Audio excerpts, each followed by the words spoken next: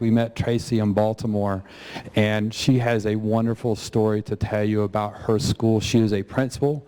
She is in the trenches day to day leading this transition with her staff, so I'm not going to spoil any more of it. So Tracy, I'm going to turn it over to you. Let's give her a big round of applause and a warm welcome. Thank you. So again, my name is Tracy Foster. I'm principal of Randle Highlands Elementary School in Washington, D.C. 5 years ago, I took the helm at Randle Highlands. When I walked into the school and there was only 5 computers there, a huge red flag went up. When I began as principal of Randle Highlands, math scores were in the high 20%, the proficiency scores, and our reading scores were in the high 30s. We use technology in a different way. We're currently using it to bring the school out of a stage of intervention. And we're not writing digital curriculum. We're actually using content providers that are already out there. And so this is pretty much our story. We are 99% African American and about 13% special education. 97% of our students qualify for free and reduced meals.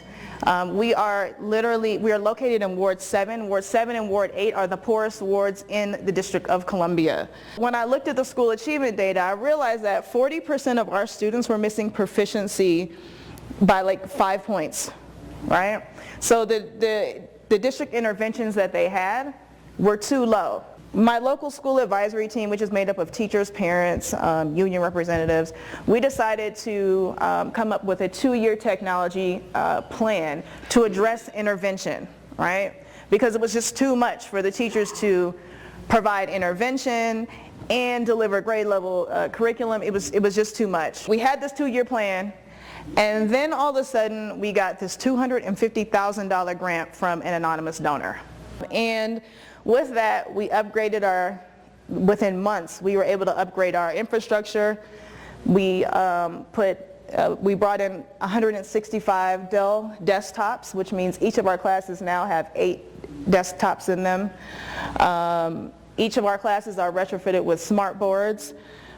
We had 1 laptop, and we were able to fund a position for an instructional technology coach, right? Because I need someone to be my ears and eyes out there. We purchased digital content and licensing, professional development with the teachers, and we also partnered with Education Elements to design a model that fit. We decided what our children needed, right? So it was different. It wasn't like something that the district created and said, hey, here, do this, right? We actually created it over the summer in a series of design workshops. We picked the content. We again designed the model. We decided what was going to happen in the model and what was realistic. Our goal was to bring the school out of a period of intervention. And then once we do that, we'll think about switching it out and using the digital content to enhance instruction. But for us, there are good digital content providers already out there. We started this with 2 schools. There are now 40 schools in the district that are now incorporating technology into the learning. There are 10 that are full-on blended learning schools that are actually following this model. And I would say for school leaders, that's the hardest part. Getting teachers to stop teaching whole group. If you can get over the hurdle of the culture and the management in the classroom, then it really then becomes easier. Our students spend 35 minutes with a teacher, and that is the most important part of this entire model. We use the blended and the independent stations to protect that teacher time, right?